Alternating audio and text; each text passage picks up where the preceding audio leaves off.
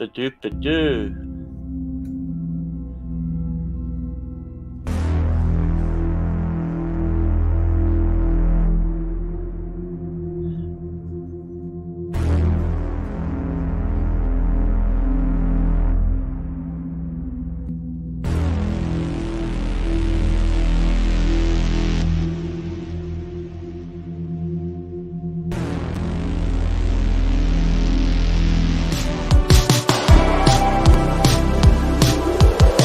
Aluminum Spork.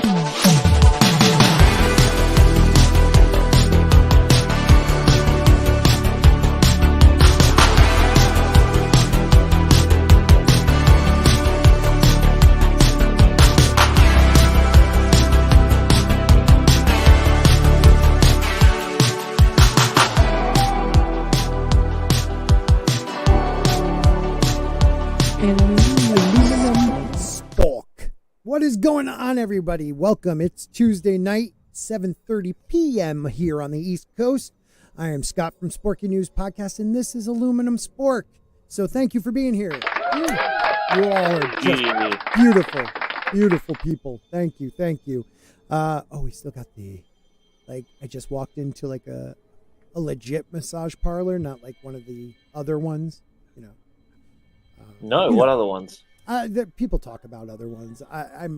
That's not Swedish massage? Yeah, no. They end happily. Some people go. It's always good ending with a smile. Yeah, most massages right, do. and I think that's what they want people to feel or get felt. I don't know. Yeah, thanks, Zach. Also, Scott never shows up for my show. He'll go on other people's shows, but not mine. But anyways, you know who does show up and doesn't have internet problems at the moment, other than our other co-host, Tina, who does. Mr. Grant Gregory, how are you this evening?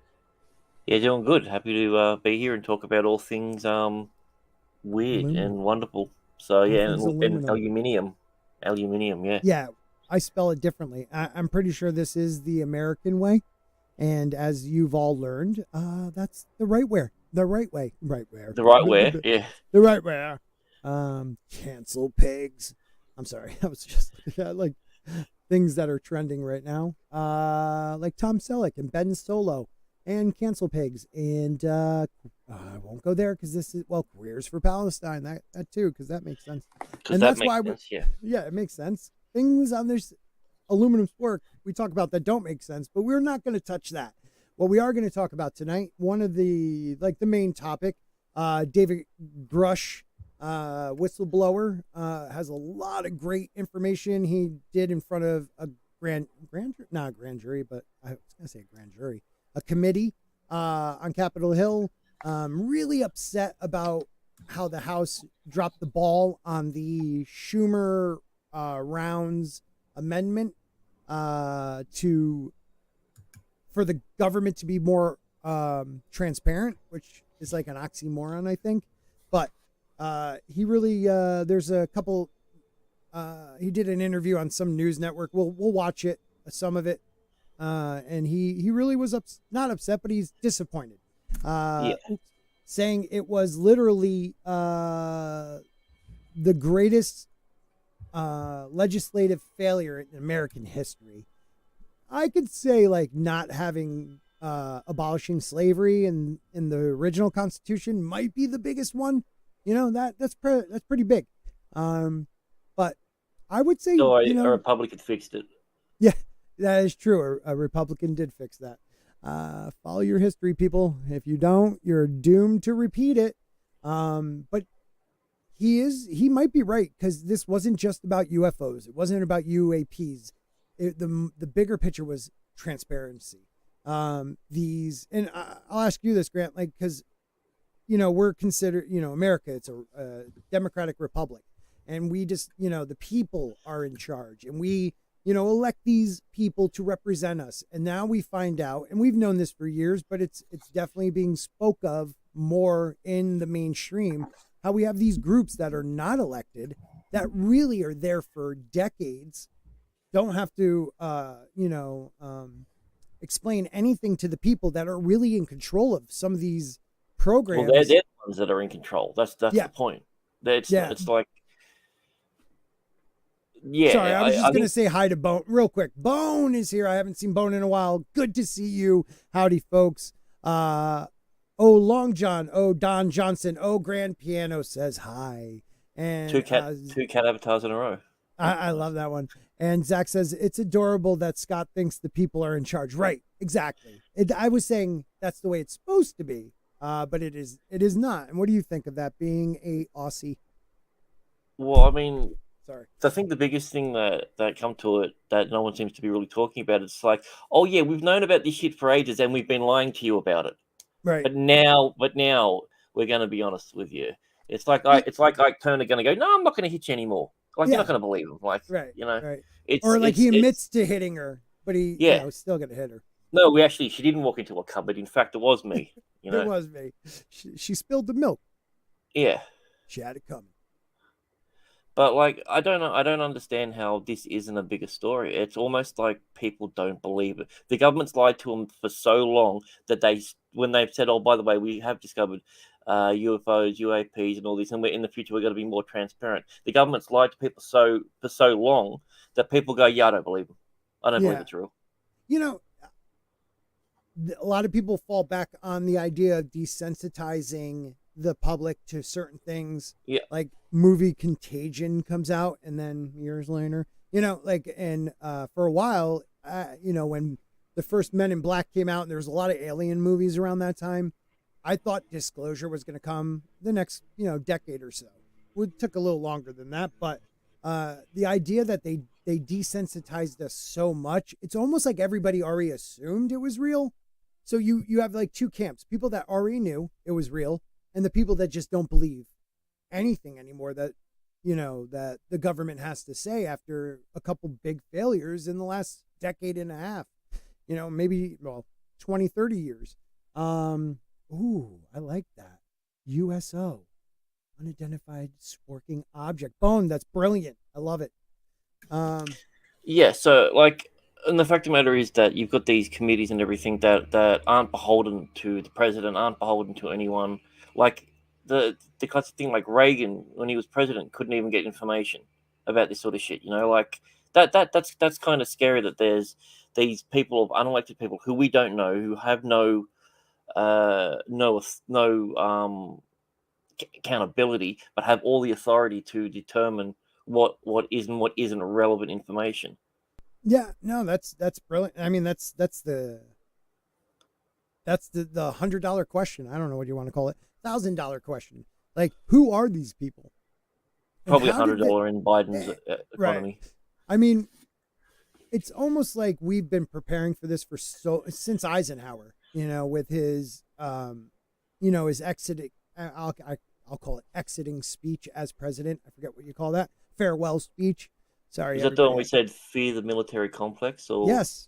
Yeah. And if you can find that, or anybody can find that, like, I'd love to just that part. Like, he warned us of what was going to happen.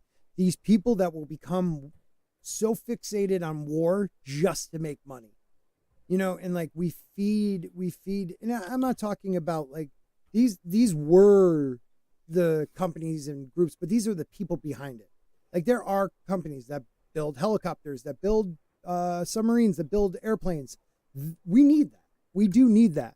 It's the people that go even further and get us involved in wars we should not be involved in. The mixture of these elite government officials and corporations, when they come together, it's a terrifying idea that it's a small group of people that keep killing our children and our friends and our people's parents. I mean, they use us as pawns, and he warned us about that.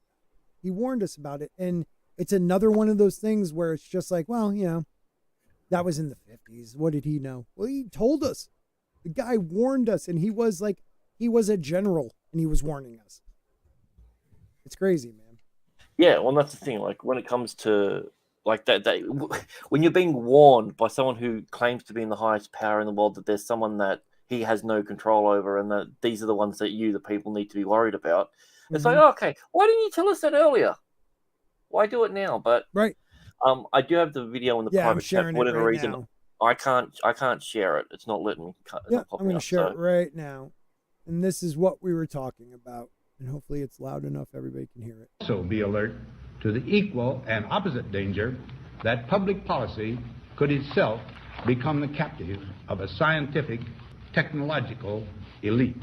It is the task of statesmanship to mold. Yeah, I got to stop right there because I never realized he said scientific, technological elite. These people that stop believing in religion, which understand, I'm not involved in any one religion. People, I consider myself kind of Christian, but I'm open to the spirituality of any religion that believes in positivity and self-worth and working for a greater being I call God. The idea that Yahweh. Yahweh, sure, yeah, my Yudin friend, I'm with you. But he says scientific, like they no longer believe in morals, God. They are only about the science, and it's the science they believe. Not just that. It's the new doctrine. It's the new religion, scientific sort of stuff. Yeah. But not just that. It's also taking a stab at the corporations that are coming up. Mm-hmm. That soon aren't going to be beholden to anyone. Silicon Valley is, it is a technological mecca. Let's just say. And it's a good way of saying Mecca. It's like their holy land. War makes money and better weapons. Absolutely, Soul. Tina's in the chat. She's having problems with her internet, she says. Which is weird, because I just saw her on stream with someone else. That's so weird. How crazy is that? Yeah. I don't think FDR left office. He died in office, so I don't remember him ever speaking out against it. I almost feel like he kind of pushed us towards it. But you know who did speak up against the military-industrial complex? JFK. Yeah, and look what happened to him. He did not want to scale up the Vietnam War, and after he died, I mean, like within, I don't know if it was within hours, days, it definitely 8 within minutes. Yeah, it was the first. It was the first. The first act, right? First act that with Lyndon B. Johnson. Yeah. Mm-hmm. He just shot the number of troops up, and it was like they right in your face. Now, you did have the counterculture and stuff like that, but for the majority, people believed Walter Cronkite. People believed who was telling them their news. So, they made it seem like it was needed to stop communism in its tracks. And the truth was they did want to stop communism, but people also wanted to make money. And, well, that's the point. Even, I think it was, who was the press secretary with Bush Jr.? He even said, war's good. War makes us money. Oh, yeah. Oh, yeah, I forgot who said that. Well, no, that was his vice president. That was Dick Cheney. No, this wasn't Cheney. This was the this was the No, Cheney. But I mean, we all knew that about Cheney because he. I mean, how much did freaking was it Lockheed Martin make from the war? Like literally, where we his people's family make, like where we are the here. Bidens? Yeah, we can't actually see our Google map of half of our town because there's a Lockheed Martin satellite just outside of our town. Really? Like a satellite station, an American military satellite station. Well, not military, but they own that, and because of that, we don't get the Google maps around that part of the area. It's just completely blank. That's crazy. I actually wanted to, after we talk about Grusch, I wanted to bring up something I saw about an island off the coast of, I don't know if it's right off the coast of Australia or closer to New Zealand, but they said it disappeared, and I wanted to bring that up with you. So before we do that, over on Rumble, where we got 7 people watching right now, thank you guys. Share out on Rumble, share out on YouTube, because I definitely know people aren't getting notifications on YouTube. It is what it is. But if you can support me over on Rumble, and I know a lot of people don't like their platform, I'd appreciate that too. But E. Clay Thompson, supporter for $2, says, "Hail to my favorite YouTuber on Rumble." That means a lot, man. Thank you. And well, you didn't specify. Well, no, he was talking about me. He was talking about me. Oh, okay. I think. Shh. Yeah. Well, I mean, it's one of the two. It's not Tina. We know that much. Why? Because she had internet problems, does she? Yeah, she has internet problems, I think. I don't know if you and heard then about she's swearing at you. Wow. Yeah. I think Dick Cheney was bad. Then his daughter came along. Oh, yeah. Yeah, his daughter sucks. All right, I'm going bald, man. I am sweating. Got hot down here all of a sudden. Yeah. What's her first name? I can't stand her. It would be funny if her name was like another body part, like Fanny. Yeah, it was like, yeah, lips. So people do call her a cunt, so I guess that kind of counts. Well, lips. Yeah, so let's play the rest of Eisenhower after that comment.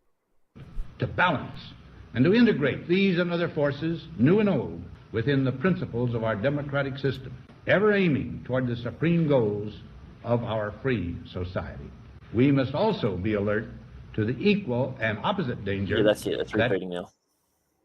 Okay, so that was the beginning. I didn't think we must have missed that little part right there. Because does he actually say the military-industrial public complex? Policy?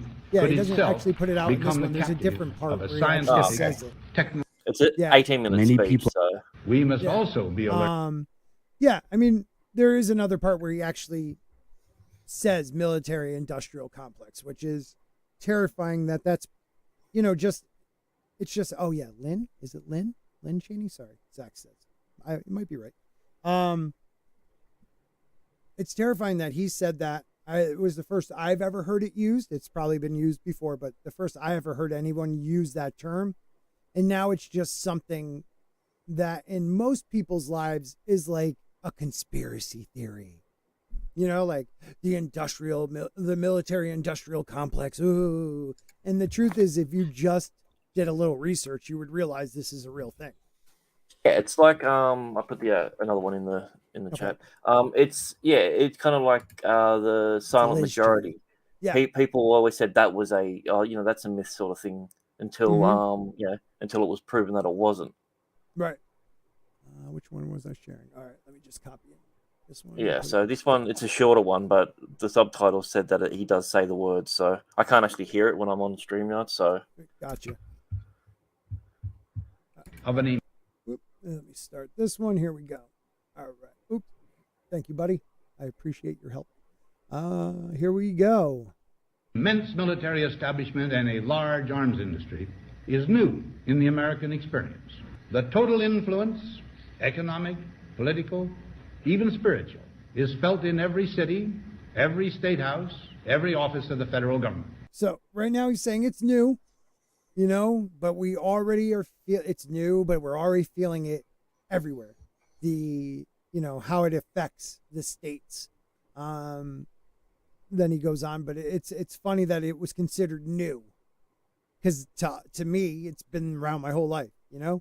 Places, things that build these amazing machines. I grew up close to a lot of them. We must guard against the acquisition of unwarranted influence, whether sought or unsought, by the military-industrial complex. Now, this conjunction of an immense military establishment and a large army. That's crazy. Especially, he says we must guard against the unwarranted, emphasis on the unwarranted influence, even if we've asked for it. Right. He said unwarranted or warranted. He said both, I believe. Yeah. The scariest word you can ever hear is, I'm from the government and I'm here to help. Right. Right. So, who's that? Whose quote is that? That's Reagan's. I believe that's a Reagan quote. I don't know. I've always said it. I just attribute it to myself. Okay. Well, you and Reagan are pretty close, Liz Cheney, not the lesbian sister. Gotcha. Too many Cheneys, STR. I don't know what STR means. What's STR? Star Trek Republic? I don't know. We got Zombie Box reviews, though, saying Spork Dog, Grant Dog, Zex Dog, and other dogs. He would say Tina Dog. But she's not so here apparently right it was Reagan. The 9 most terrifying words to hear. Yeah. I'm from the government. I'm here to help. Yeah. Well, there you go. Got a lot of dogs in the house. Woof woof. You got no power here, law dog. Yeah, is that Tombstone? Something like that. Yeah, it was Reagan. Yeah, and that's small time Republic dog. Okay. Anyways, yeah. So I always found that really interesting, and it locks into what we're talking about with David Grusch, because he, the military industrial complex has their hands into government, and you have these people that I don't know that they work for the government. They are people that work for senators and congressmen, but they actually like stay on for the next congressman, no matter what, Republican no or terms. Democrat. That's the thing. Like, who are they beholden to? That's the thing that we don't know. Hey, Ironcaster. Ironcaster. I was just on a stream with him on Pop's channel. Great dude. We were talking about Christmas stories, so definitely go over and subscribe to Ironcaster, but check out Pop's channel too, because Pop's one of the best, and he's the Iron Dog. You're right. But yeah, no, say that again, because I totally derailed what you were saying. I just said that's the problem, because they're not beholden to anyone. Like, right. They don't work. You said that they work for the government, but they don't. They work for themselves. They're their own thing. If the government has no oversight on them, and there's no term limits to what they can do. Like, who's? I mean, okay, let's just say if Biden is Pinocchio, who the hell is Geppetto? Right. Like, who's really pulling the strings? Yeah, like he's like Kermit the Frog, who has his hand up his ass. You know what I mean? And if you follow the money, you sometimes find it's a different country. Which is terrifying.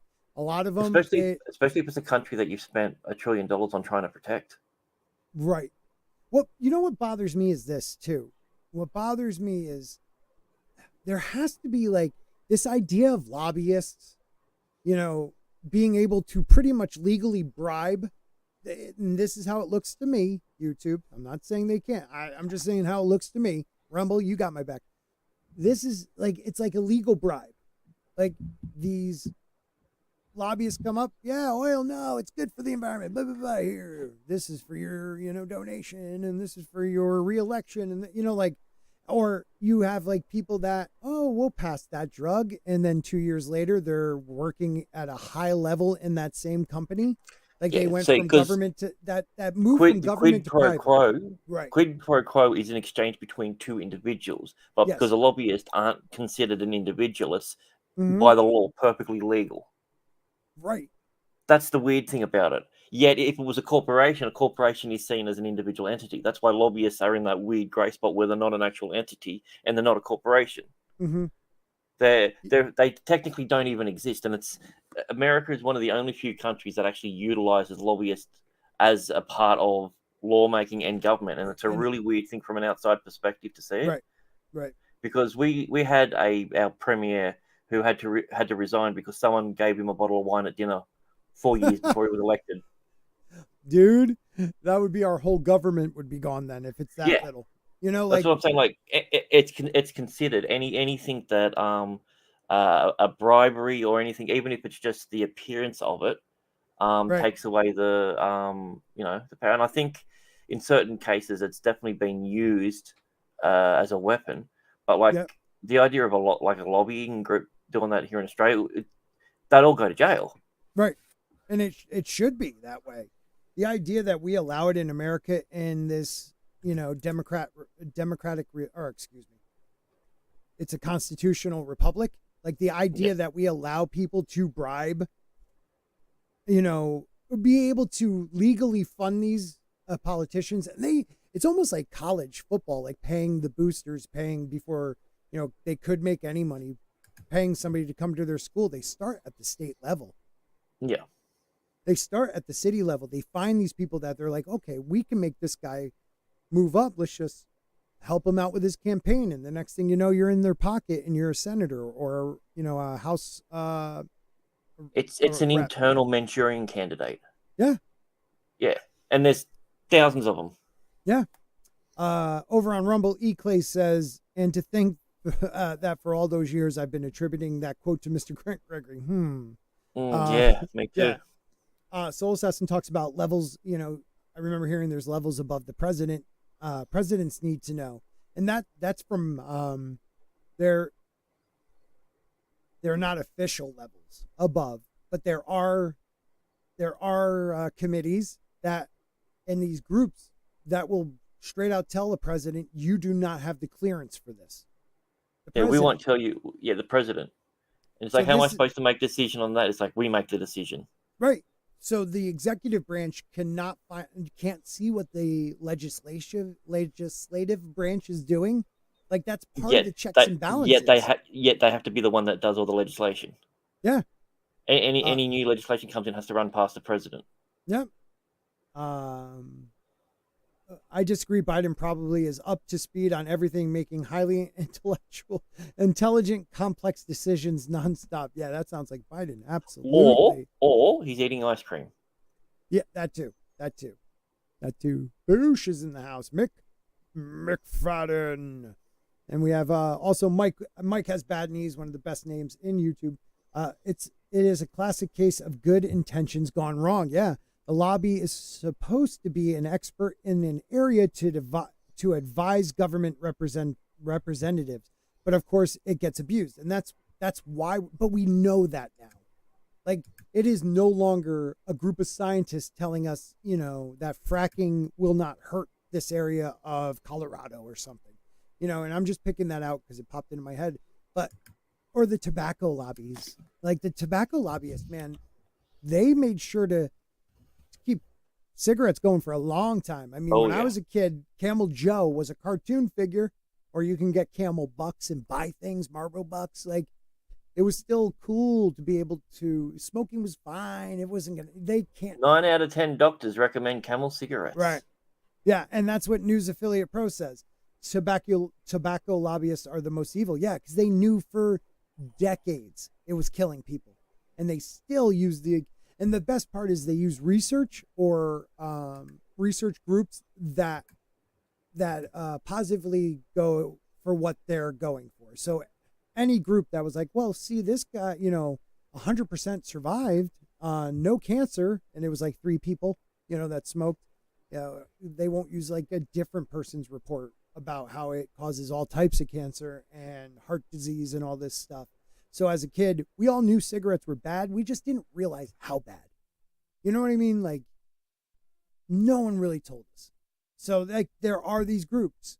But then you also have groups that are, I don't know.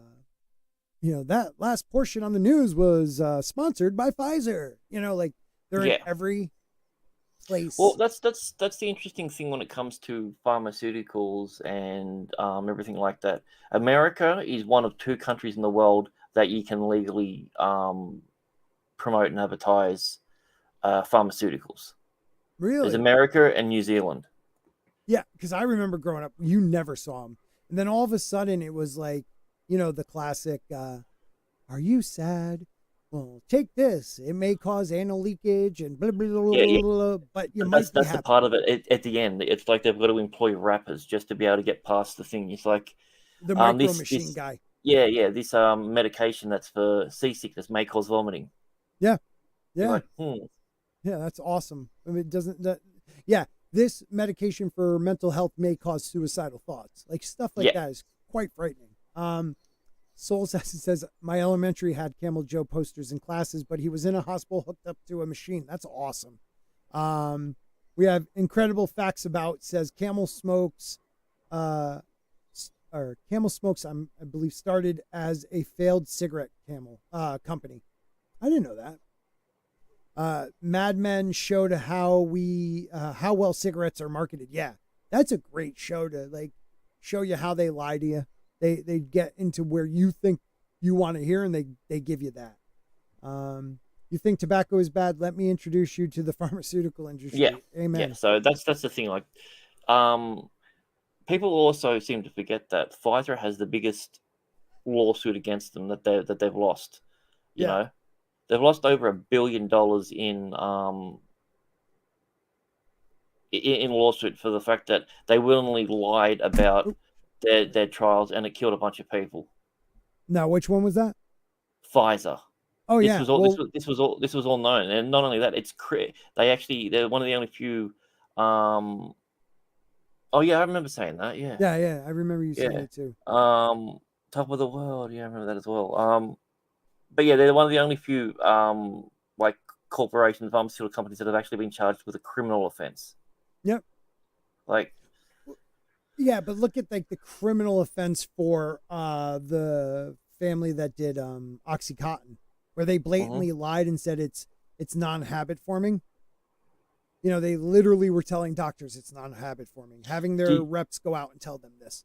Yeah, did you hear about the guy that successfully sued, a French guy, because his oxycodone turned him gay? And he went from being a normal, straight, everyday sort of father and everything to having like massive gangbangs with dudes only when he was on this sort of stuff. And when they did the research, there is a certain protein that people have within their brain and everything that triggers those sort of desires, and they knew full well about it, and they tried the medication on him. He was hooked on it for 8 years. So he was hooked on like gangbangs for 8 years with dudes. Yeah. He like was when like, he stopped, he was couldn't. he fine? He couldn't. Is this one of those like I have a friend, but The really moment that he had it out of his system, he had no thoughts about it. Dude, that's crazy. And before he was, yeah. Because I took it for 10 years. It wasn't a big settlement. Yeah. Well, I mean, I don't remember many gangbangs. You were gay beforehand, so that doesn't count. So yeah, but I mean, like, was this guy closeted and came out to make money? Like, oh yeah. No, he was a devout Catholic. Oh, okay. Yeah, they're never gay. Yeah, that's true. Grusch McFadden, 80% of COVID relief funds to Pfizer and Moderna went to advertising, not research, not production, not medication, advertising. They are science. Do not fault them. Ever notice how doctors trust the science? And who is science? What is his name? Our Lord and Savior Fauci. Yeah, Fauci. Thank you. Thank you for saying it correctly. Ever notice how doctors always have a pill or injection for you, but this is so true. They never talk about exercise or diet usually. It's the thing. People, you need doctors, and you need to go there. You break your arm, you do something like that. You get sick, you go to your doctor for your everyday health. They know fuck all. Right. You don't need to pump your body filled with all these freaking chemicals and everything. Yeah. Like that. Take some vitamins. Get some exercises. My grandfather had a saying. The reason that he was able to live to his high 90s is he had 2 simple rules: never stop moving and always follow rule 1. It's huge, man. It's huge. It's when you know, and Joe Rogan talks about it too. Like, he works out like a madman, and he knows if he stops, like, he will never be able to get it back. Yeah, and that's a point. The thing. Yeah. You know, Mike has bad knee says, I believe it turns the frogs gay. It's true.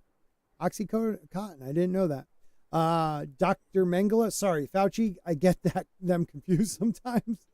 And Zombie Buck says, are we talking about Walton here? Yeah, anytime. We'll throw tree. Parkinson's drug. Yeah. Wow. Okay. In the private chat is that article. We'll talk about that in a little bit. Well, let's just we'll look at it quick. Where does it say it?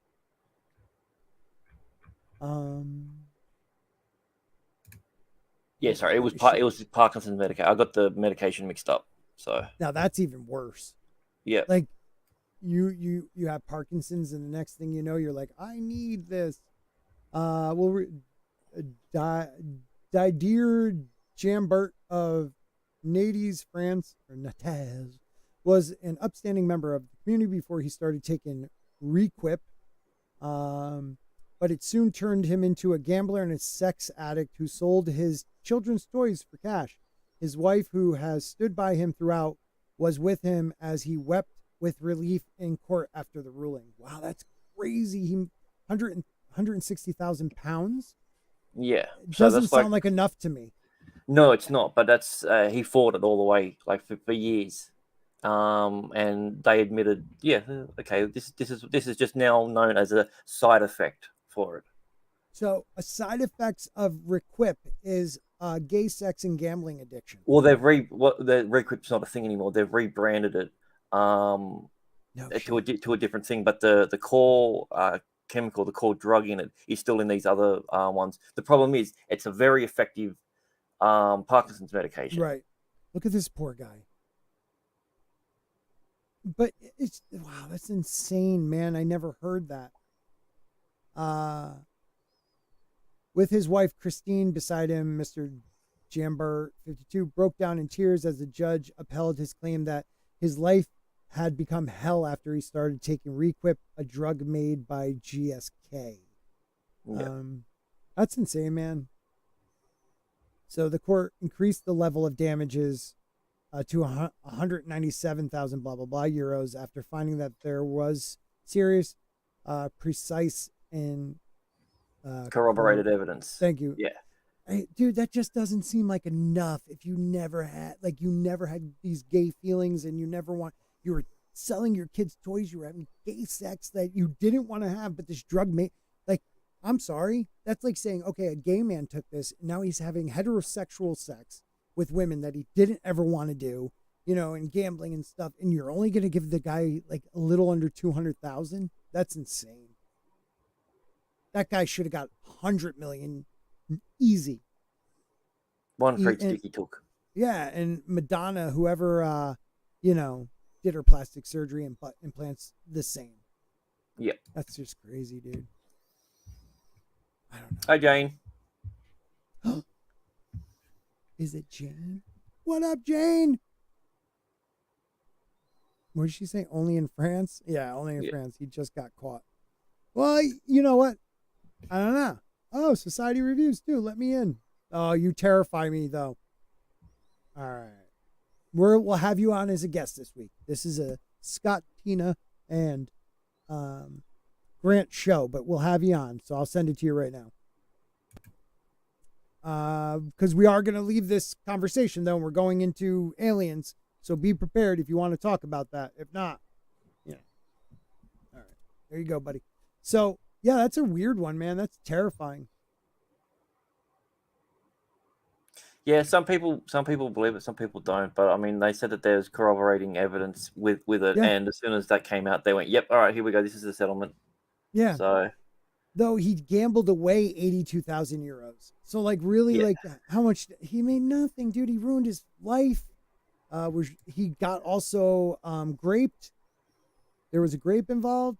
Like, dude, no way. If this was proven, which sounds like, they found them guilty, he should have made like a civil lawsuit. If this wasn't civil, if this was not a civil case, if France has it, I would go civil for, $1 billion. Screw it. However much that company is worth. that's great. Also, Zombie said, did you know that in Canada, assisted suicide is allowed to be carried out on drug addicts who no longer want to live due to their addiction? That's stupid. Crazy. Instead of trying to help people get clean. No, they just want to help you by removing you from the planet. Yeah. It's terrifying, man. Yeah. That's terrifying. By the way, how you guys doing? Good. What do you have to say on this? Nice way to hop in. Just say, yep, they just want to eliminate everyone from the planet. It's like, go ahead, though. So I only caught the second half of how this started. So give me a quick little, too long, didn't read recap of the story. Grant, give him the heads up on it.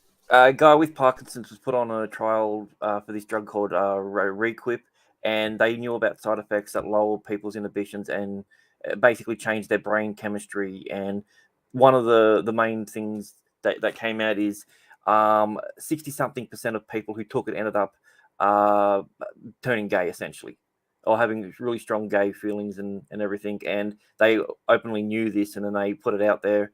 And this guy ended up, having gangbangs and spending money and doing all that. And he was the only one that ended up fighting it, because the moment that he physically was off it, all those thoughts disappeared. He didn't feel like he needed to gamble or do anything like that. He just reverted back to his old self. But then the moment that he went back on there, it was like an instant sort of thing. He couldn't stop thinking about it. That's so crazy. And I want to say something. I know you won't agree, Jacob. Respect, but Mike has bad news. Says maybe it takes away impulse control. And then you have Clay over on Rumble saying, doesn't this go against the claim that gay people have when they say they were born this way? It affected something in their brain that almost like while he's on the drug, it rewired him.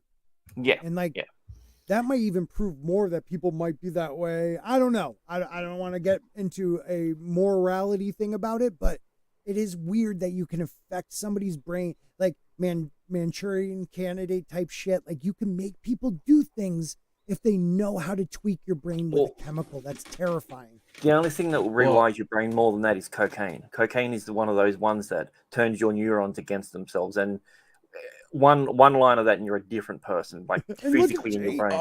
I'll just say this about this story. It's been far proven that there are certain type of drugs that you can take out there that will induce suicidal thoughts, and people have in fact killed themselves after taking certain drugs. So I don't know why it's that much of a stretch to believe that there's drugs out there that could turn you homosexual. I don't think that's that big of a stretch, knowing the type of effect that these drugs have on the human brain. So I mean, drugs that take away people's impulse control or even moral standing, like in the idea that you could chemically make a killer.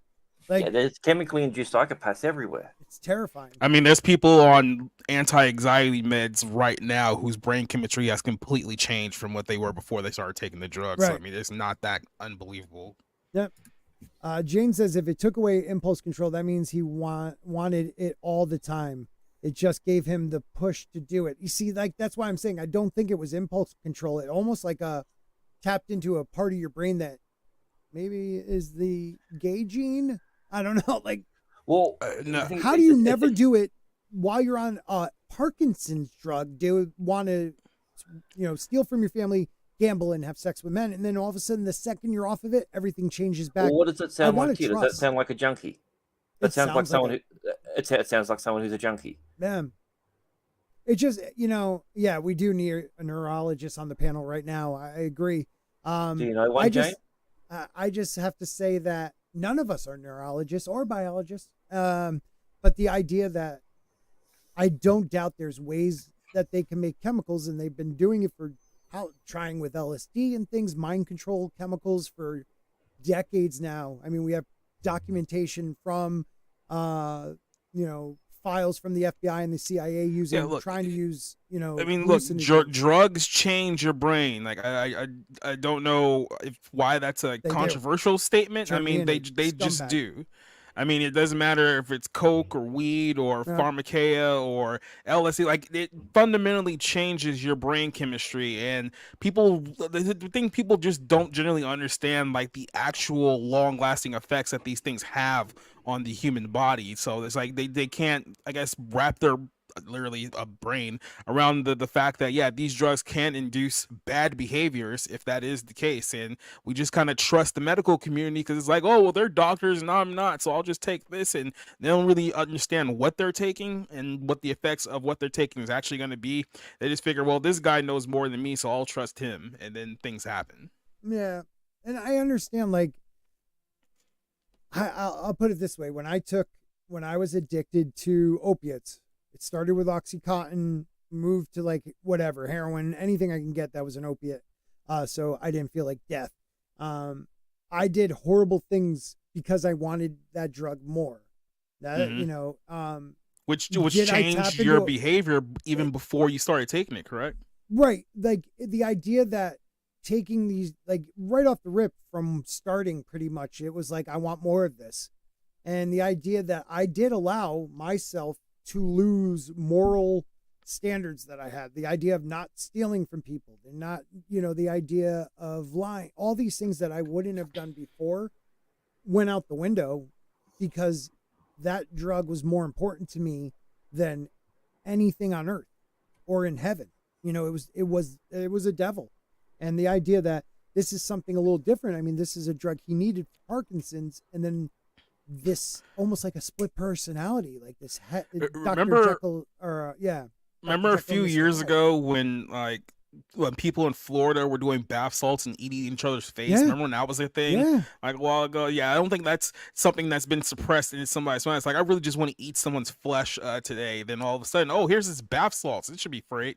It's like, I mean, just don't do drugs, kids. It's really just that, especially experimental drugs, because there's a reason why they call it experimental. You don't know what it's going to do to you.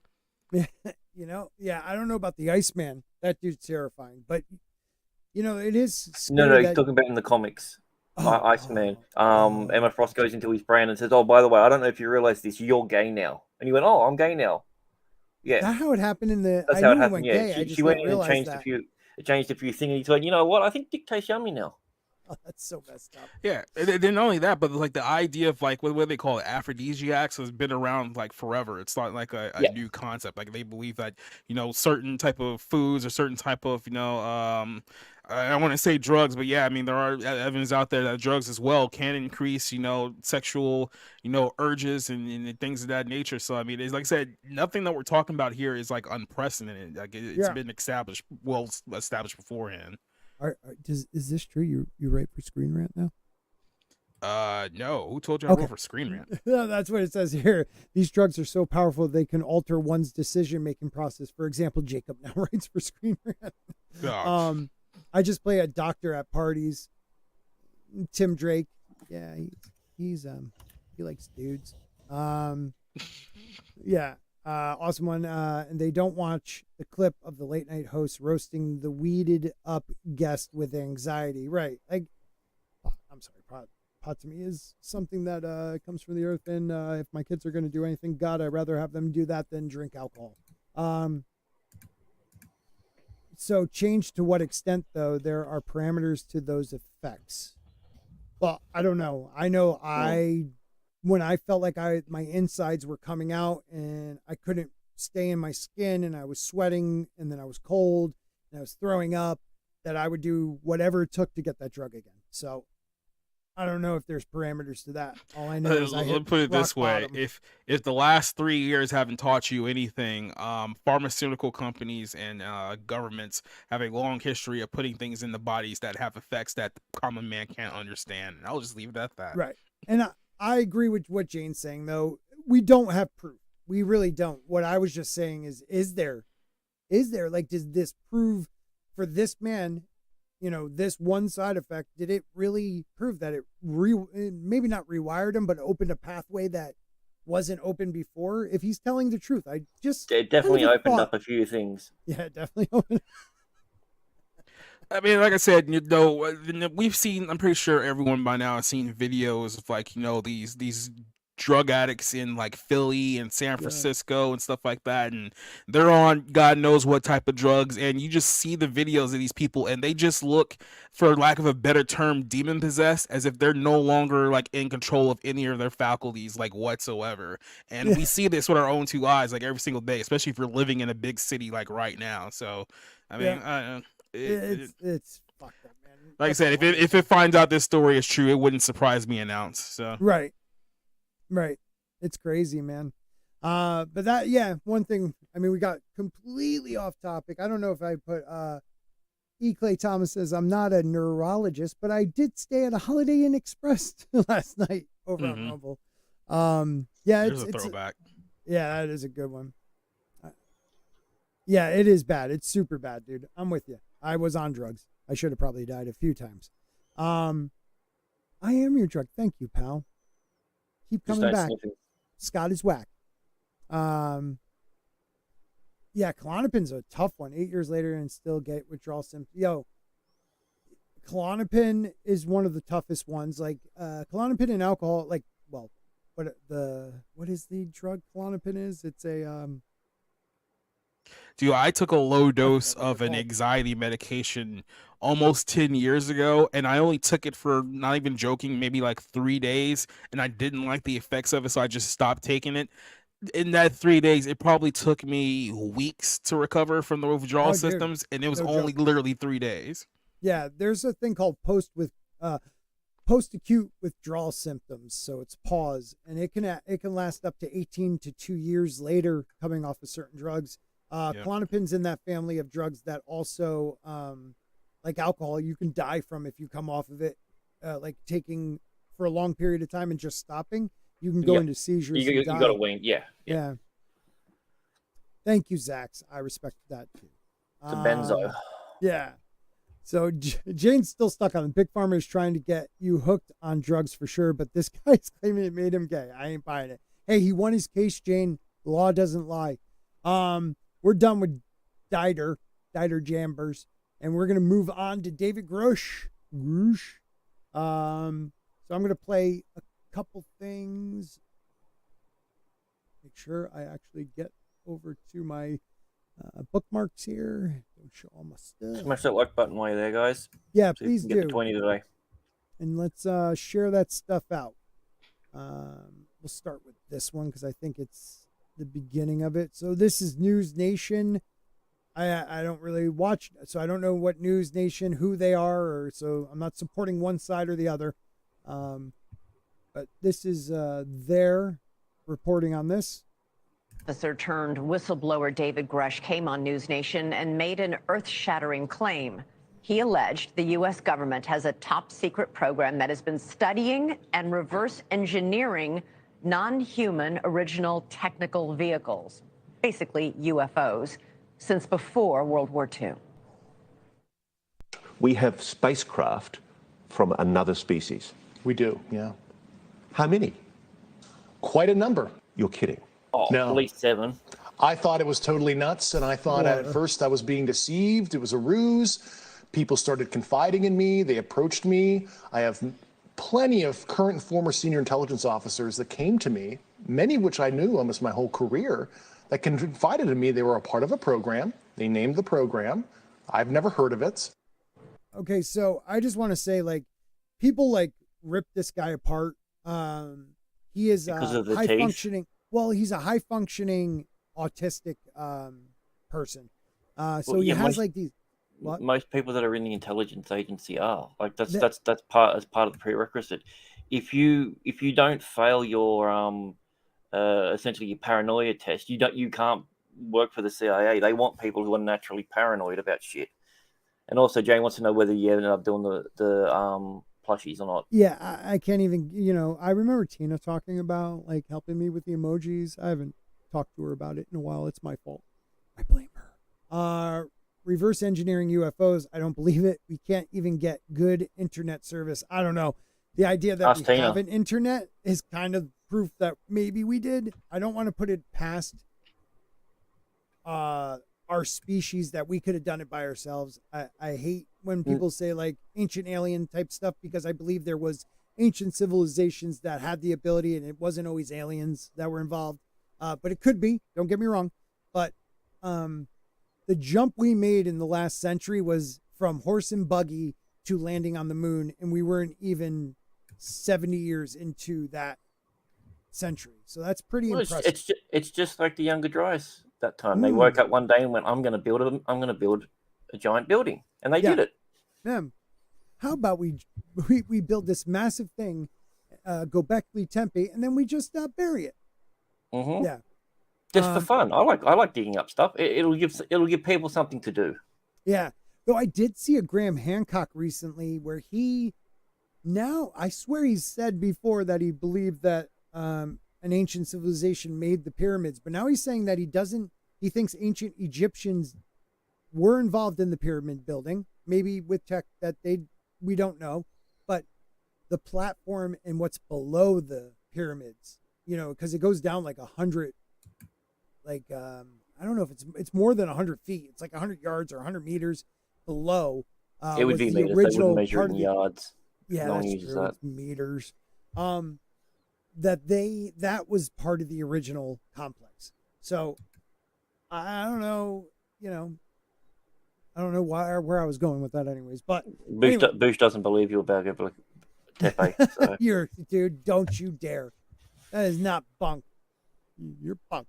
But I believe like he's one of these guys that I got past like him on Rogan. He like makes weird noises with his mouth. Sometimes it bothered the shit out of me for a while, but he doesn't really say a lot because he's trying to do it the legal way.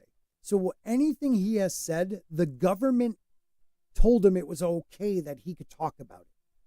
That's what people aren't understanding. Like he literally gets approval and allowing, and I forget what form he fills out and what inquiry they make, but it allows him to speak about these things. That's why he won't always give you exact information because he hasn't got already the okay from the government to do that. But a lot of things he talks about because of the whistleblower status, he was allowed to by the government. I'm just going to put that there. Or he's lying. He'd never heard of the program, but now the whole world has. because not only did that interview put Grusch on the map, it put him in the hot seat on Capitol Hill. Grusch testified in front of Congress alongside two other military veterans, all three telling lawmakers and the public. I do love what's his name's behind him. You got George Knapp on his left, or his right, our left. George is one of the OG reporters. He's the one that broke the Bob Lazar interviews. He was the one doing that in Nevada. And then that's Jeremy Corbyn, who did a documentary on Bob Lazar in the past few years and is big into the UFO world. And just how pleased they are to be behind those guys. And then you got the one guy with the glasses and the second row. He's an assassin. He terrifies me. If you watch this hearing, terrifies me. Two other military veterans, all three telling lawmakers and the public what they knew about unidentified anomalous phenomenon, UAPs, which is the new word for UFOs. That's Commander, is that David Frazier? Who, the Tic Tac video, he's a big part of that story. So these guys are not like your they had very honorable careers in their different, they're different places in the government. We have military, we have, intelligence, different groups. I agree with Jane. UAP is a dumb acronym. Thank you, Jane. I agree. And, I'm not going to blame her, but the idea that Hillary was the one that kind of broke that to us really bothered me. Where's the Blink 182 guy? He was big into, dude, he's still involved with Lou Elizondo. He has ex-CIA, heads of CIA, heads of the DOJ. I don't know if he is one of those patsies and they're using him, or if he really got locked in somehow. The story on that, next week we're going to go over what is it? The Something to the Stars Academy. We're going to do that whole story because he went from touring with Blink 182 to writing letters to different people in government saying he broke the code. I don't know. It's a weird story. Now he's ahead of this organization that supposedly has alien craft or some shit. So we'll have to do a little research and do that one. Is she still talking about brain chemistry? I'm with you. Do what you need to do. Amen to that. You don't like UAP, wait until they add more UAP GBT2S+. Yes, it's for sport. Because it's about aliens. Later. He says our government knows about them. Do you believe that our government is in possession of UAPs? Absolutely, based on interviewing over 40 witnesses over 4 years. And where? I know the exact locations, and those locations were provided to the Inspector General and some of which to the intelligence committees. I actually had the people with the firsthand knowledge provide a protected disclosure to the Inspector General. He didn't mess around, dude. 40 people, all affidavits, all telling the Inspector General. I don't think this guy's bullshitting. I don't know if he's being used, but I don't know if he's bullshitting. You know what I mean? Yeah, I don't know. Yeah, I don't know. That's the thing. He knows his way to speak around not saying much as well. Because he's not allowed to. Yeah. He doesn't want to get himself in trouble. He goes into that on Rogan, and it makes sense how he explains it. He wants to do this right, so nobody in government can come back and say he leaked something years later or get, Look at what happened to Bob Lazar. He still has the FBI effing with him. No publicity hound since that day. He's remained protective over those sources and very respectful of security obligations, only giving a handful of interviews on the subject. But tonight I sat down with him for a wide-ranging conversation. We started with the latest news that key portions of an unprecedented measure to disclose classified government records relating to UAPs, those measures were stripped from the annual defense spending bill. It was not the news Grusch was hoping for. We're gonna just pause it there for a second. Jane, not doubting that. The government does put out these things to explain other things they have going on. When they were testing the stealth fighters and bombers, they allowed it to be thought of as alien tech. And Clay says his body language seems questionable to me, but I think I thought the same thing. That was like a big thing to me too. And then you realize that's just him. It's not like he's giving anything away. I think he would talk to you about like pizza that way too. Yeah, I mean, here's my thoughts on kind of the whole thing with this. I've said this for a while because we've covered this a few times on my other shows, but I just feel like this whole thing's just one big dog and pony show. And I think that there's a couple of things happening. One is that whenever the news circles around certain stories that they think are big and interesting, they're preparing you to accept something that's coming in the future. If you recall, like a few years ago before COVID, remember the whole thing about the narrative about these quote unquote, and no, not even that. Remember this whole thing about like anti-vaxxers, especially like in California, how the media was covering it before COVID. And shit like that. Yeah, and then people were saying that, the mumps and all of these diseases that we hadn't seen in 70 to 100 years are all coming back, and it's all the fault of these anti-vaxxers. And there was a negative connotation around that for several years, even before COVID, right? So it was preparing people and conditioning people to be like, well, you don't want to be one of those anti-vax people, do you? So when the world goes to crap here in a few years and we bring you a vaccine, you better say that you support it. You better say safe and effective. And people's like, oh, I don't want to be one of those people. And then we saw how that whole thing fell out here. So when I'm looking at this whole thing with, the aliens and the UFOs, and one thing that I noticed is that the people who are really, really into this, who are really buying into this, are usually the ones who have already rejected Christianity and Genesis and any kind of note about how the world started, right? So because they reject that, they're looking for their own answer that doesn't coincide with that. And aliens is always that big little, I guess you can say, that key that's always being dangled around everyone. It's like, is aliens out there? Is there other universes? Is there other worlds out there? And then they build like this whole lore like around this, right? And people use this kind of as a tool to, I guess, play with people's minds and deceive people. And I just feel like if you've been following the patterns of how this whole thing has been playing out, not just over the last few years, in the last few decades, we're being completely honest with ourselves, I feel like this is the next, let's get everyone really hyped into this one. That way, when things happen in the future, they'll be more likely to buy into our explanation about why things are happening than the actual truth to what is actually happening. And I just feel I get what you're saying, and I missed what Jane was saying, the rapture. It could be, it could be definitely near. And I do believe a lot of people in government are godless and soulless, but there are people like myself that believe in God, but also believe there can be aliens. Like, we are not the only species. But what is our definition of aliens? Because put it this way, because if you believe in God and you believe in Christianity, you also have to believe that at some point that during a war that took place in heaven, fallen angels once fell onto earth. And I think it's very interesting how a lot of people, when they look at the idea of heaven and hell, they always think of, okay, well, the demons are in hell and Satan is in hell and we're here on the earth, and that's earth. One day, exactly. I was just about to mention that. Everyone thinks that when you think of Satan and the devil, it's like, he's the guy who's ruling in hell. Okay, find me one verse in the Bible that says that Satan is actually right now in hell. It never says that. It says that he fell onto earth.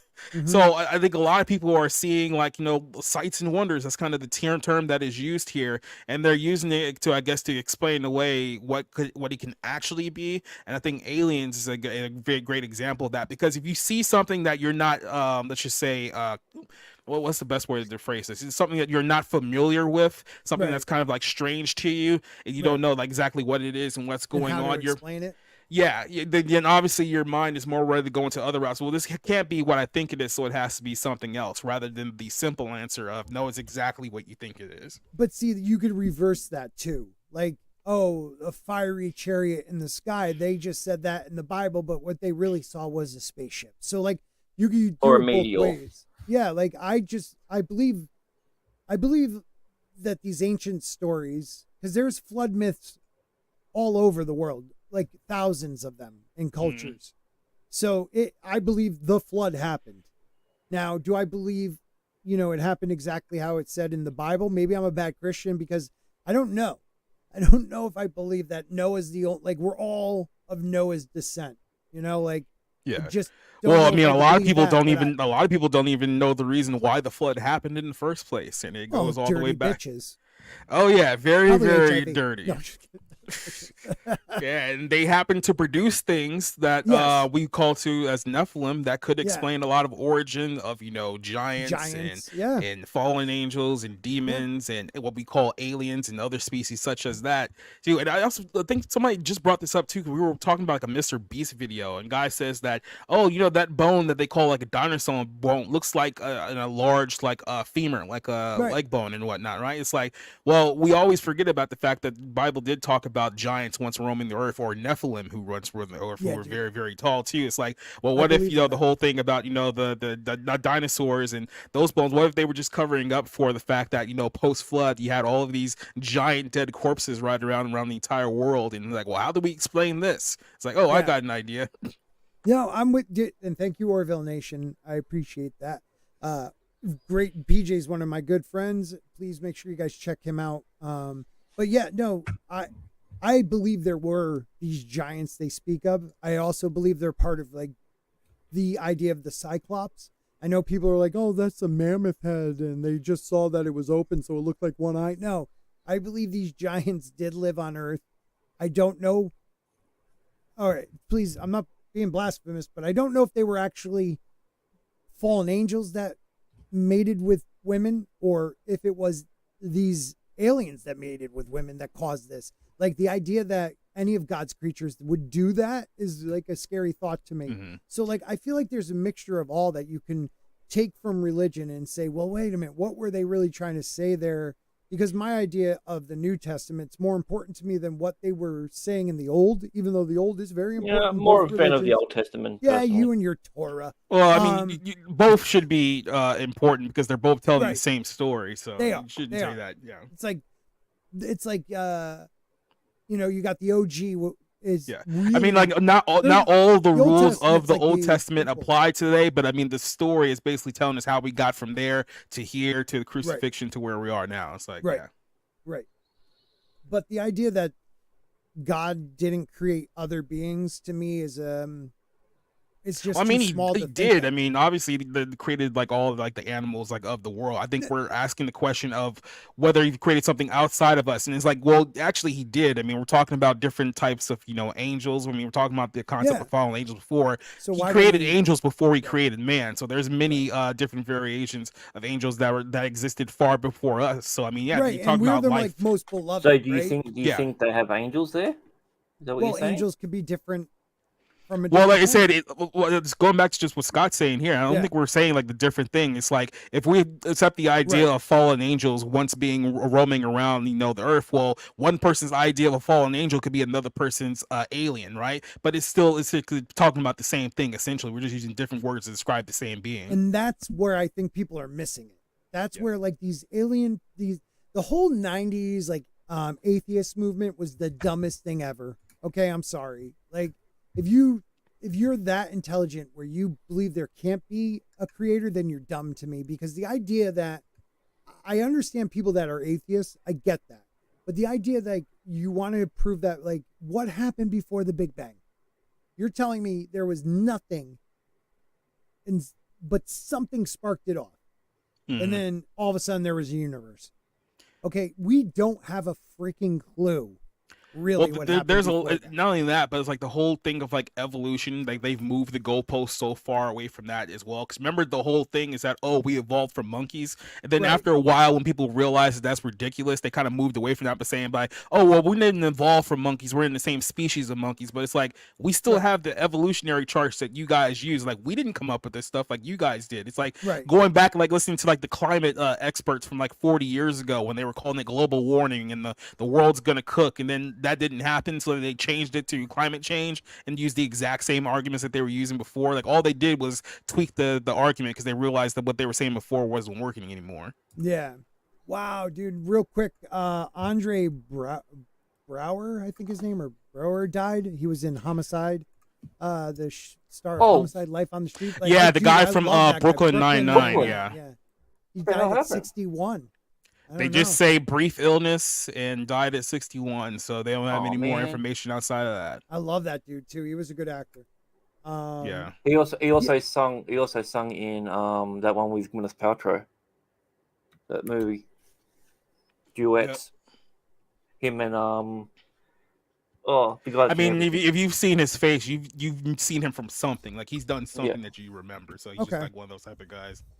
All right, hold on. I am going to pull this back for a second and change it because good friend of the channel and Supermod sent this to me. Hold on. Soul Assassin sent this, so let me just play this real quick. Share that now. All right, this is from Soul Assassin. He said, check this out. This is the one. This explains our purpose on Earth if it's true. Y'all couldn't stop asking me about it, so here you go. Who are... I can't even say it. Who are the Anunnaki? Simple terms, they're the true OG creation myth as recorded by the ancient Sumerians, who are widely regarded as the first ever civilization in history. Predating... Which is not true. Even the Egyptians, the Sumerians existed about 6,000 years ago. Just real quick, it's like obviously when you look at a lot of like the whole older religions like paganism and Hinduism, and there's always a belief out there. It's like, well, these were the myths that existed thousands of years ago, so they must be true. And no, these predate Christianity, blah blah blah. It's like, no, these predate the worship of Christ certainly, but this does not predate Christianity because all of these false religions have been talked about for thousands of years and even brought up directly in some of the oldest written books in the Bible, even going as far back as Job. If you want to go back to, I think Job is the oldest book in the Bible. Though I have to say, with Sumerian, there are a lot of like comparisons from their stories to the Old Testament, like their flood myth, our flood myth. You do have some things that people believe that they took and put into the Old Testament, but it could have been a part of the belief in that area. Between the Jews and the Sumerian, like that whole area believed it. Yeah, of course. Even that, like if you look at like the concept of like Greek gods and Greek mythology, you had like the ideas of like Zeus and like all of these like other like Greek gods who were looked at as far superior than your average man, which is why they looked at them as gods to begin with. And like I said, you forget that during the time period of Genesis, during the fall, a third of the angels fell. So imagine a fallen angel, something that had a great power in the kingdom of heaven before the time of man, and now all of a sudden he's conversing with man, and man can't even comprehend something that has the power and the might and the abilities of it. So you would view that thing as a god because it's like you have no other concept of a god outside of other human beings. So people looked at a lot of these different people and made mythologies around them, but it's like they all existed at some point. It's like even when you look at kind of the concepts of like things like vampires and werewolves and centaurs, all these things that we just think of as kind of like made up mythology, like they all came from a source from somewhere. Like it was just something that popped out of something's mind, and then all of a sudden it just became like pop culture. It's like they all originated from something in the past. I like that. Yeah, you're open to at least seeing the bigger picture of that type of stuff. Like the idea that the Anunnaki could have been fallen angels. They just called them something different. Like you never know. And they do talk about it being more of a a DNA thing to create humans.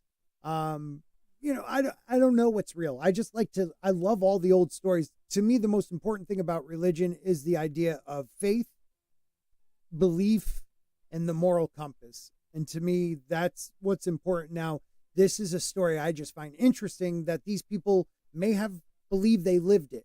I don't know how to explain that. Like, if I'm making it right, like fallen angels could have been like I said, the Anunnaki. Kind of my perspective is like, I'm not saying that the stuff that they're talking about didn't exactly happen. I'm just saying that their take of the events isn't exactly the way that it's told. Like in their minds, like I said, these are like literal gods, and that there's thousands of gods, and they're all real. And it's like they don't understand that they're being deceived by gods. Right, you're right. Exactly, because like I said, if a 60-foot giant winged monster came up to you, you probably think he's a god too, right? Because it's far more mighty and superior than you. So man.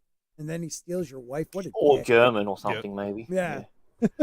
And in 1849, our whole understanding of ancient history was shattered when 14 tablets over 4,000 years old were uncovered in their region of Mesopotamia. Y'all ready for this one? Because these tablets pretty much explain our purpose on Earth in the most clear-cut way possible. I love this shit. I'm sorry, I'm a history buff too, so these tablets did change a lot. But remember, we deciphered them.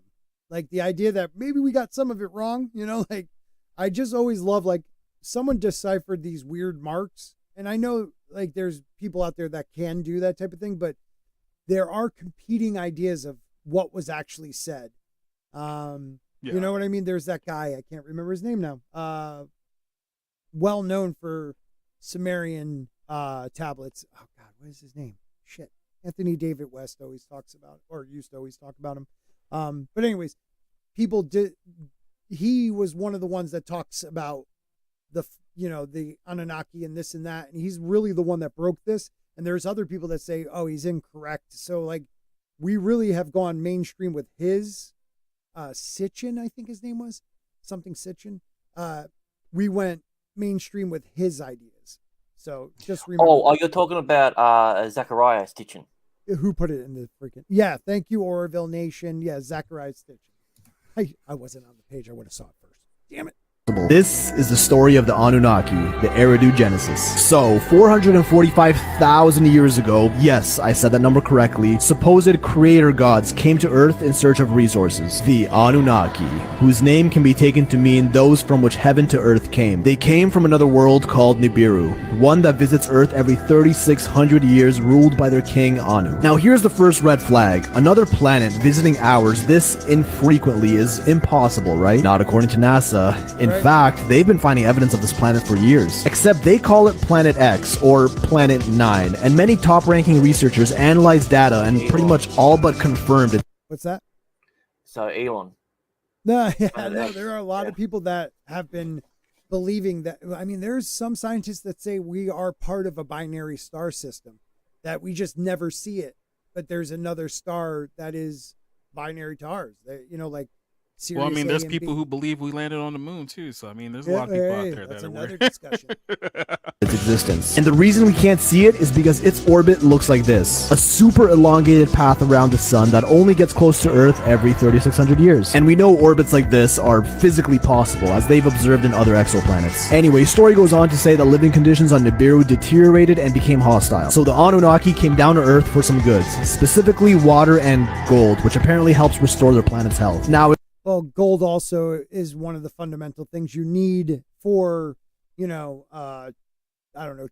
chip designs. Like a lot of electronics have gold in it. So it's probably one of the best conductors of electricity we have.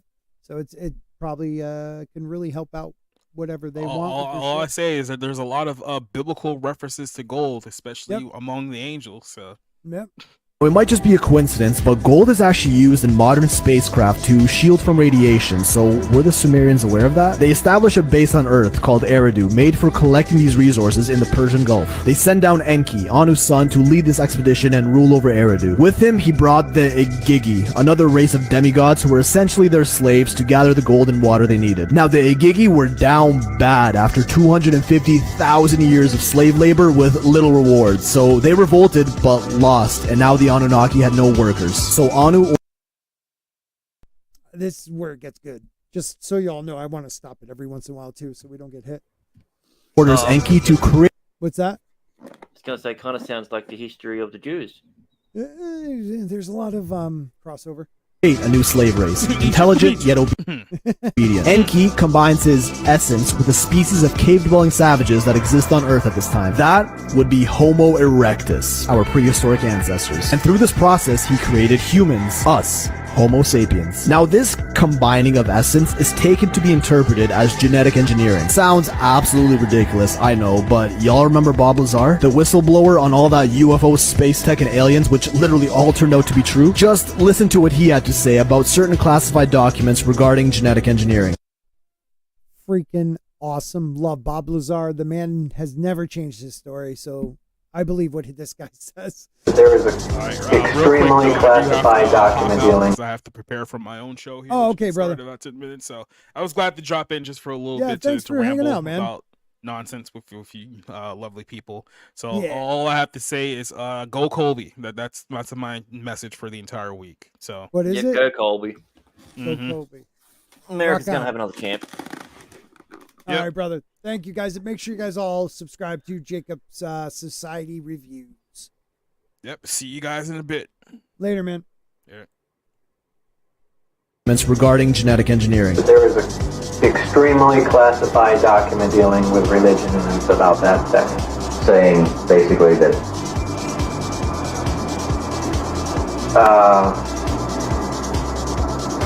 that we're a product of genetic engineering from someone. Yeah. How can you just swallow that whole? I don't know about you, but he clearly seemed genuinely uncomfortable talking. I agree. Like, it's almost like if I say this, people are going to really think, like, even worse of me. Yeah, 100%. Yeah. Talking about this, and I can't think of any reason he'd have to lie about it. So in the tablets, they called this new species the first men, translated to Adamu. Now in Hebrew, Adam translates to man. So Adamu was taken to mean men of Adam. Does that name sound familiar to you? Reminder that these tablets were dated to around 2400 BC, a whole 1,000 years before the book of Genesis was first said to be written. These new genetic... First said to be written, but it didn't mean they weren't already using it in spoken language, like passing down between. So that's another thing that, like, could these be a mixture of the same religion, just told differently by different sects? You know, sect. It sounds like I'm saying sex. Okay. Hybrid humans started working the mines in place of the original Ijiji, which in return for their work were educated with the gift of civilization. Language, agriculture, governing, housing, technology, medicine. Some Anunnaki got a little close with the humans and bred with them. Yes, that's exactly what you think it means, and gave birth to giants, even though they were specifically instructed to not procreate with them. At this point, there's a new leader in charge, Enlil, who was Enki's brother, and he wasn't having any of this debauchery. But no biggie, because he had a population control plan in place. A cataclysmic event that wipes humanity from the earth, said to be... I mean, you know, dude, it's so... A lot of it goes hand in hand with the Bible. It's like the first book of Genesis. It's really crazy. I don't know. Yeah, it's interesting because I haven't heard much about the what do you call it? It is loud. Anunnaki. Yeah. Yeah. So yeah, this is all relatively new to me. Sorry if it's really loud. You go. Oh man, we'll have to do a whole channel episode on it. Dude, no, whole channel. Just Anunnaki return. We'll just call it Anunnaki Spork. Be caused by Nibiru's gravitational effect on Earth, aka the Great Flood. How convenient. Enlil took this opportunity to dip back to Nibiru so that Earth can be rid of all these unworthy inhabitants. The translations claim that Enlil and his crew left in their celestial boats that took them to the sky and circled Earth. Hey, that sounds like spaceships, rockets, and orbits to me. But Enki felt more sympathy, so he instructed some chosen humans to build boats so they can survive the flood. Noah's Ark, anyone? The flooding lasted for 7 days, yet another creation story told by almost every other culture of our past. There is countless proof of this intense flooding all around the world, but that's a rabbit hole for another time. The small number of humans that survived the flood started to rebuild civilization. Enki and other Anunnaki helped them rebuild in all corners of the earth, which is said to have given rise to the pyramids, megaliths, and advanced masonry techniques that we see all over the world. And eventually they left Earth and they had one civilization that was more advanced than the rest.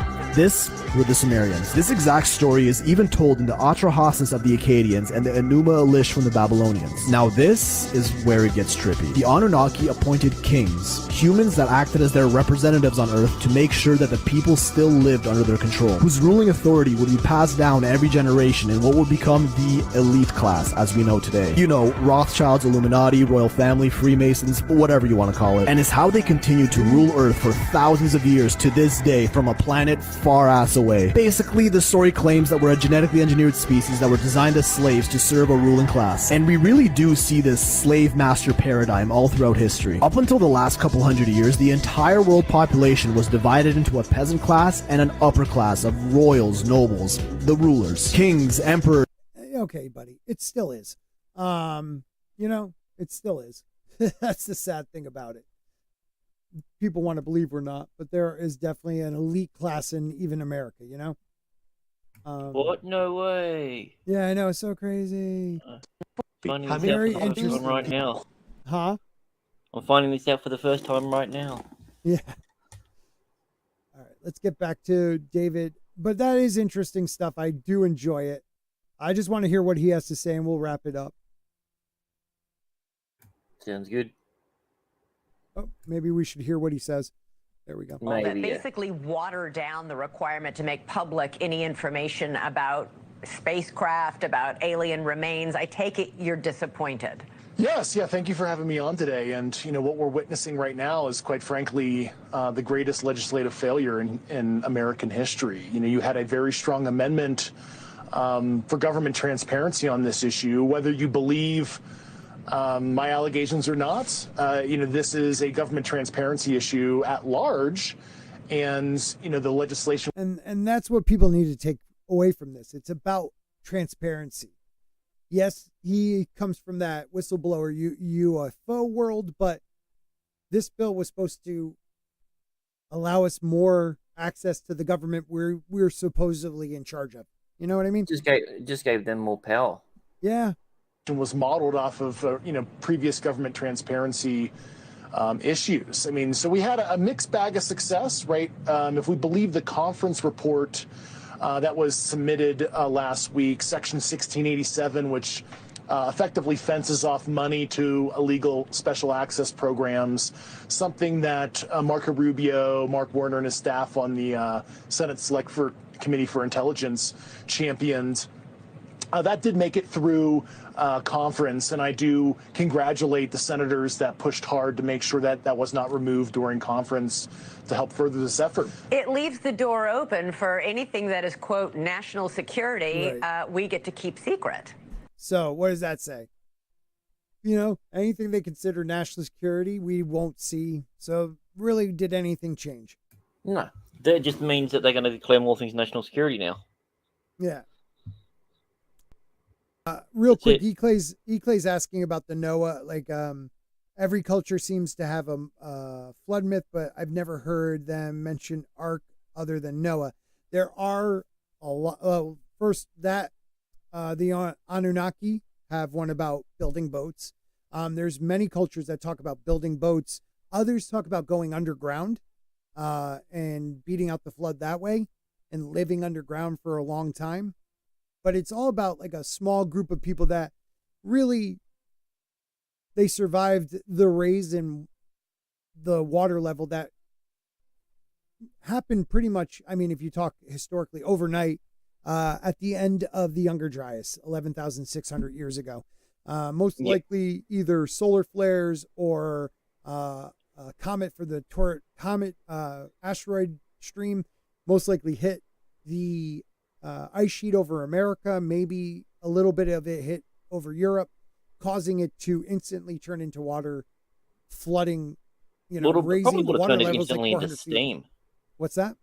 It probably would have instantly turned everything into steam. Well, there probably was a lot of rain, yeah. I never thought of that, but there was also a lot of flooding, which raised the water levels literally in geological terms overnight. They believe it happened really, really fast, which would have caused some loss of lives, loss of cities underwater. I mean, 400 feet is a lot to lose, like when the water level comes up that much. That's a crazy amount. Yeah. You look at, we've shown on the show before, like the map of before and after that fast ice melt. And it's insane how much land we lost. Like, you know, the size of Florida was almost, I think, like doubled or tripled almost. Like, just take that. Ireland was part of England, which I think was also part of Europe.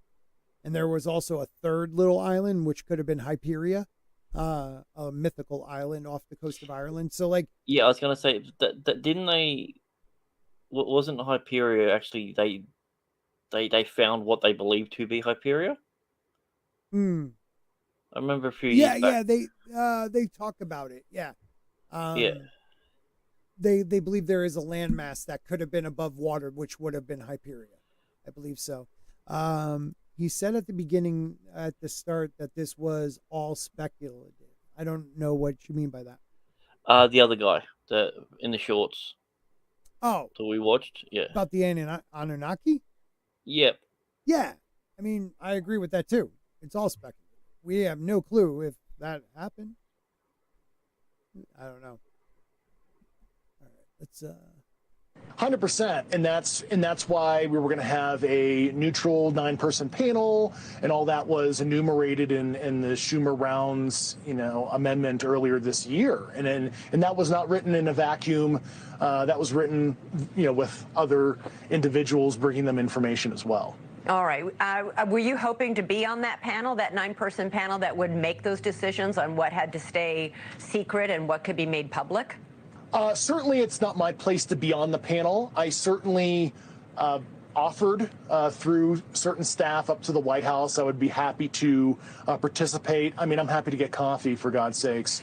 But you do know I was actually behind the scenes interviewing former undersecretaries, former general officers, Nobel laureate type folks that would fill those specific billets on the URRB, which is the disclosure panel that was described in the Schumer amendments. So there are certainly people of high repute that were willing to serve on that panel to do their best to provide the president a recommendation on what he should disclose.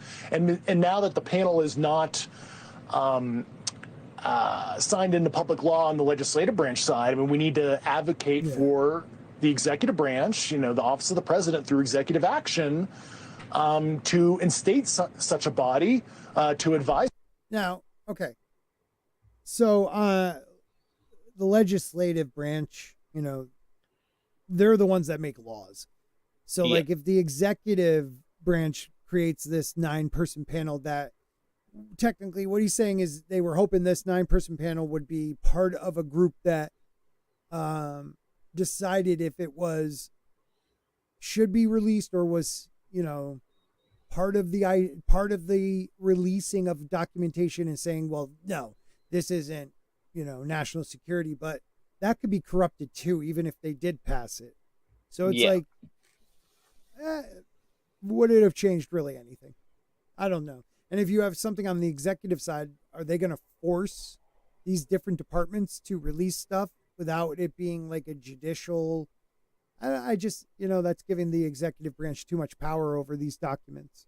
What could be classified and not classified? Yeah, exactly. No, it's when you're asking for the government to oversee something, you're basically asking for them to abuse their power in that situation. Yeah. Yeah. And where's the checks and balances in that?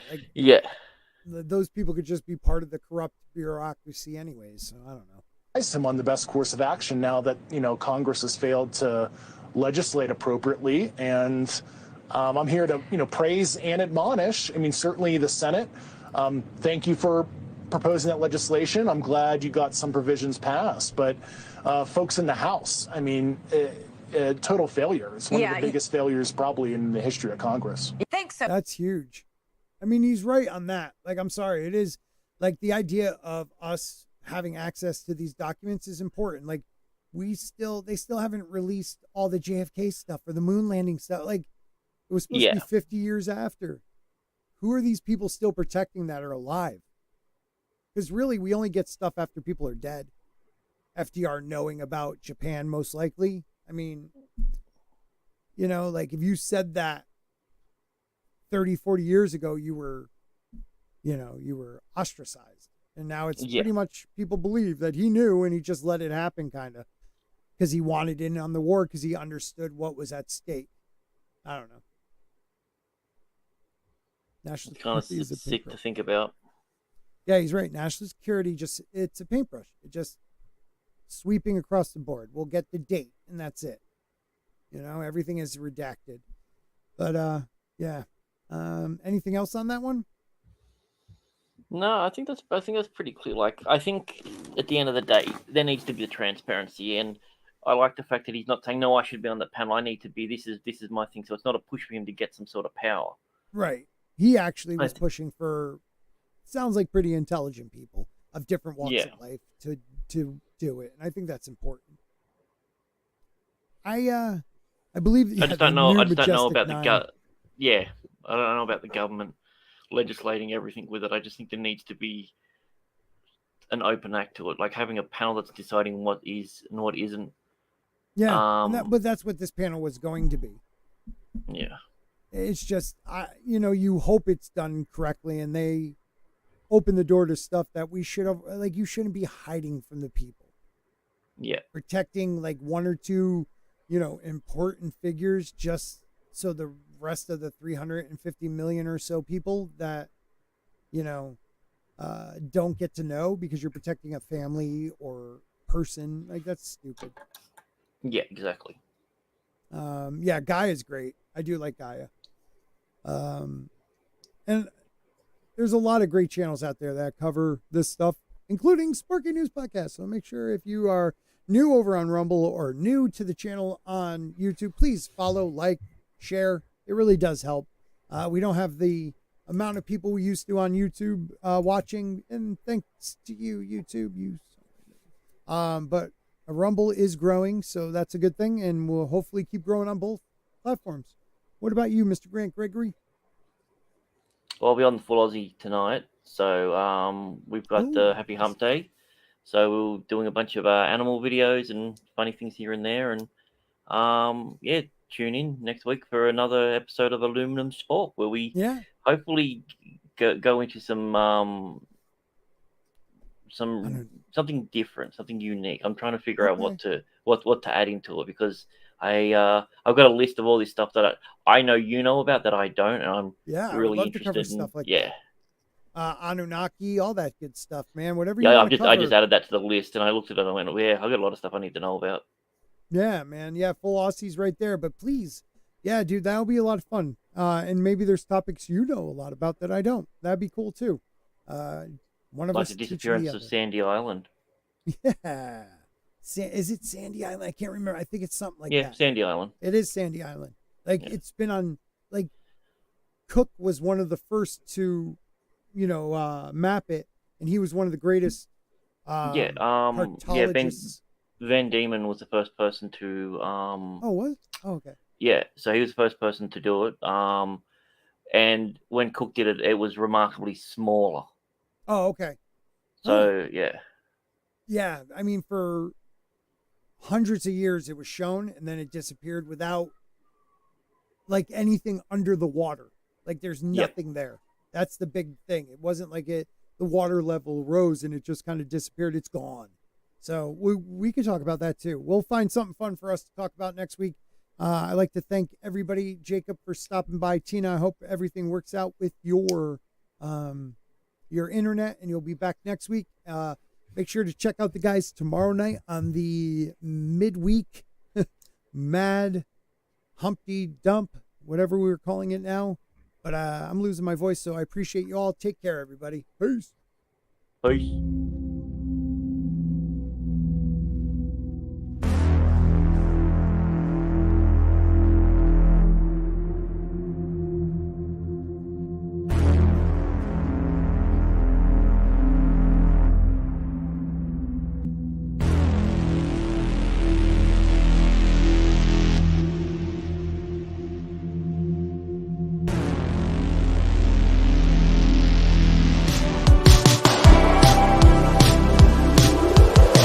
Aluminum Spork.